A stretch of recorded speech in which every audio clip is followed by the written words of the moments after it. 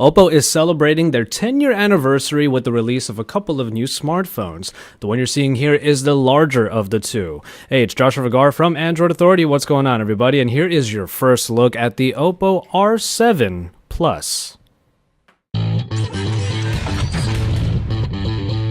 But first, let's take a look at the design. You're going to notice in this particular video and with this particular device that this phone looks a little bit familiar. It's almost as if an iPhone 6 Plus and a Huawei Mate 7 actually sort of got together and created this particular phone. Nonetheless, you have a really nice design all over this particular phone. It is of a metal construction, and you'll have a little bit of a punch on the sides there with a lip that comes out in the chassis, but there are subtle curves on the screen and also on the back. The 2.5D glass on the front covers up the 6-inch panel that comes in 1080p resolution and is an AMOLED screen, so you get some nice colors coming from the Color OS 2.1. On the back, you have what is called a violin arc, where they took the inspiration from the simplicity but also the elegance of a violin, and really that curve is very similar to what you would find on the 2.5D glass that is up front. Yes, you did hear me right that this is a 6-inch display, and as such you'll have a little bit of trouble handling it in one hand, but that's pretty much to be expected with larger devices like this. But with a very respectable bezel, especially on the sides, you get a lot of handling help when it comes to the R7 Plus. Rather, you'll be using it with two hands most of the time, but at least there are certain functions on here that will help in that regard. For example, you do have a fingerprint reader on the back where your index finger will pretty simply lay, and right above it is the 13 megapixel optics.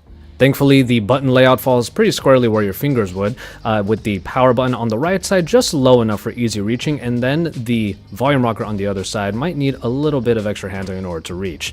But really, this is a very elegant device that comes in silver and also golden colors, and its simplicity really speaks to just how well this particular device was designed.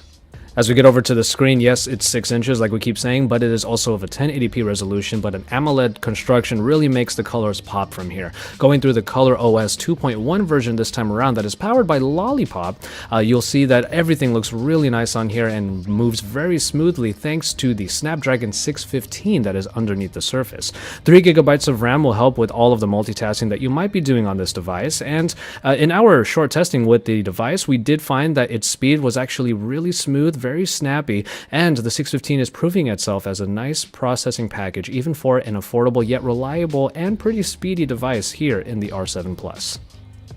32 gigabytes of built-in storage can be bolstered by a micro SD card slot in the tray that can actually work as a dual nano SIM tray as well. So you'll get a lot of connectivity here and also the expandable storage if you so need it. But with the battery, of course, it's not going to be removable here, but you get a 4100 milliamp hour battery that can be charged to up to 75% in just half an hour using the VOOC fast charging, which in previous versions of Oppo phones we already had a great time with and is a very reliable and speedy way of getting power into your phone when you're losing it. For a phone that is actually quite thin despite its larger screen, the 7.75 millimeter thickness here is actually not quite that heavy on the hand, and really getting from side to side is not that difficult despite the fact that hand gymnastics are going to be needed for the top portion of the device. But really, it's just a very nice, cool feeling phone, and it continues that particular feeling as you get into the software. Everything really just moves along really smoothly, as you can see here, with Color OS 2.1 really powering what you're going to have in a app drawer-less interface, but nonetheless, Color OS, despite some of the flack it might have gotten in the past, seems to have gotten the speed boost that it's needed, despite still having a lot of the features that might have, let's say, bloated it in the past. The notification dropdown with its quick settings is very Lollipop-esque, but still looks a lot like what Color OS would make it look like, with a lot of that real estate on the top taken up by the quick settings. You can change among the different applications in the recent app screen by holding down the home soft key, which is at the bottom. There are no capacitive keys here like in the R7 proper. And going through the interface without the app drawer, it's a little bit of a bummer, but you still get a lot of nice media pages, as you can see over on the side all the way to the left.